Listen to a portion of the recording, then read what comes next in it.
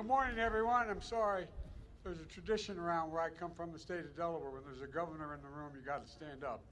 And your governor's here, and I wanted to say hi to him. So thank you, Governor, for being here.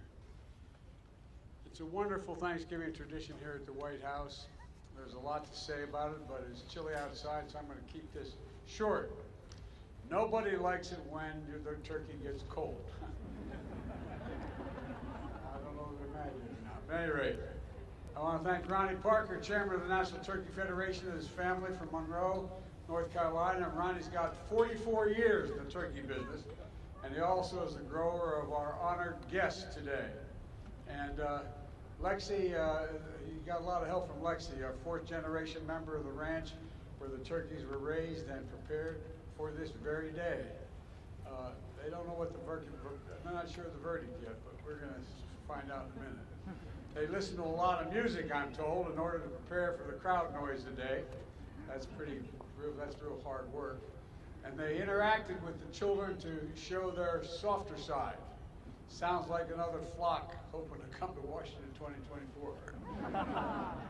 But look, we're joined by another special guest, and that is for what is the largest national turkey presentation ever held at the White House. My dear friends, I can introduce them again, Roy Cooper and First Lady Kristen Cooper here. Truly fantastic leaders. Say hi. We're also joined by Congressman Dan Bishop. Where are you, Danny? Hey, Dan, welcome. Great to see you here. Thank you. And from the 9th District of North Carolina. And a special thanks to members of my staff and their young children who are here today as well. Matter of fact, if you look, you see that dog up in the balcony there? That's my dog, Commander. I was worried if he came down here with all, he'd just do nothing but kiss you and lick you. He may go after the turkey, so I kept him up there. But we're joined by another group of kids, as I said, from students from Brooklyn Middle School. The reason they're here in Washington, the reason they joined us today is, they were invited a couple years ago to come, but because of COVID, we couldn't have it. So I'm glad you guys came this year. Thank you very, very much for coming. And we're also joined by students from the 4-H programs of Virginia and Maryland, and the folks from the National Future Farmers of America. I want to thank them for being here as well. But before I gobble up too much time, I didn't mean to get started, man. Don't start. Well, that's my grandson, Bo, up there, my granddaughter. Don't let him jump. At any rate, we got to get on with this. First of all, the votes are in. They've been counted and verified. There's no ballot stuffing. There's no foul play. The only red wave this season is going to be a German Shepherd Commander knocks over the cranberry sauce on our table. That will cause.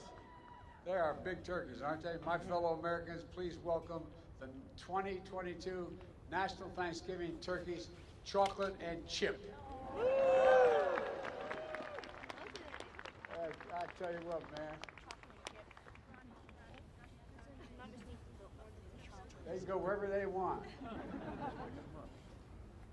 Of course, chocolate is my favorite. Chocolate is my favorite ice cream. We could have named them Chips and Science. But anyway, good name as well. The chocolate chip weighs 46 pounds, and I'm told he loves catching sun on the Outer Banks. And Chip weighs 47. And he loves barbecue and basketball, I'm told. After receiving their presidential pardons today, Chocolate and Chip are going to head to one of the nation's great basketball schools and research universities, North Carolina State. Now, when we told them they were joining the wolf pack, they got a little scared. But then we explained it was just a mascot for the school, as one of the nation's best poultry science departments in the country. And now, based on their temperament and commitment to being productive members of society, I hereby pardon.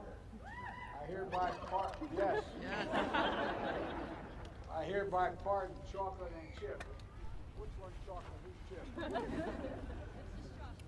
Chocolate, you're pardoned, and so are you, Chip. Chip said, I know, I don't even have to be told. Ronnie, why don't we put them on the table? Can you do that? You can do that.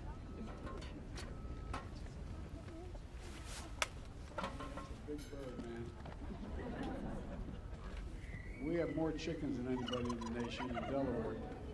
We don't have turkeys. Look at this. God's over. Now, this is chocolate, right? Chocolate, you are pardoned. You are pardoned. So you had to tell me that? Chocolate. Yeah, you are. Yeah, I'm serious. He said, I don't know, man. You didn't have to pardon me. I knew I was pardoned. At any rate, thank you both very, very much. Thank you very much. Appreciate it. How many turkeys you got down there? I'm very God love you. 9.5 million turkeys. I tell you what, that's like some of the countries I've been to. Anyway, you want to talk? Look, folks, in all seriousness, let me close with this. We can't forget the reason for Thanksgiving in the first place. Pilgrims thought it was pretty important in tough times to come together and thank God, grateful for what we have. That's what the Thanksgiving tradition is all about, being grateful for what we have. And grateful for fellow Americans who we may never meet, but who are grateful. There you go. They're grateful. And think about the scientists and researchers, doctors and nurses keeping us safe through the pandemic. 2 years ago, we couldn't even safely have Thanksgiving with the large family gatherings. Now we can. That's progress, and let's keep it going. We have new COVID vaccine updates to deal with new variants to protect you and your loved ones. So get it today. Get your flu shots as well. This winter can be much happier than recent holiday seasons, but you have to do your part. Please visit vaccines.gov. Decide what you're going to do. We're also grateful for frontline workers and keeping essential services going and growing and providing food on our tables. We're grateful for our faith leaders and their counsel and comfort and support. Later today, Jill and I are going to be flying down to North Carolina, to Cherry Point, North Carolina, for a Friendsgiving, where we'll be serving Thanksgiving dinner to the troops and military families to demonstrate our gratitude for their service and sacrifice. And so many of those families are missing someone at their table today, like our family. So many military folks that we have lost. And so it's just really it's important to keep them in our hearts, those who've lost so much and those who are going to have an empty seat at their table this Thanksgiving. This is a special time, and it's the greatest nation on earth, so let's be grateful. Scripture says, let us rejoice always, pray continually, and give thanks in all circumstances. Folks, let's remember all the political fighting goes on you read about. Let's remember one thing. This is the United States of America. The United States of America. There's not a single solitary thing beyond our capacity as a nation. Nothing beyond our capacity if we do it together, united. United. You picked two great turkeys. From the Biden family to all of yours, happy Thanksgiving, and may God bless you all, and may God protect our troops. Thank you all for being here.